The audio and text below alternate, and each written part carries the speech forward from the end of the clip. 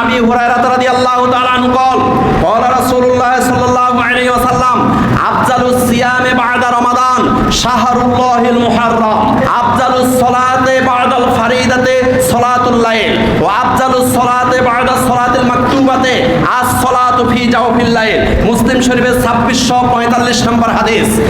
হযরতে আবু হুরায়রা রাদিয়াল্লাহু তাআলা আনহু থেকে বর্ণিত, তিনি বলেন আফজালুস সিয়ামে বা'দা রমাদান শাহরুল্লাহিল মুহাররম।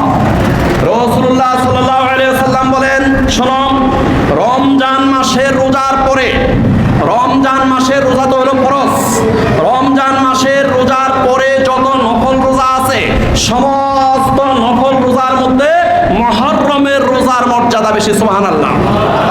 ও আফজালুস সালাতে বাদাল ফারিদাতে সালাতুল লাইল, ফরজ যে নামাজ, এই ফরজ নামাজের পরে সবচেয়ে গুরুত্বপূর্ণ নফল নামাজ হলো তাহাজ্জুদের নামাজ।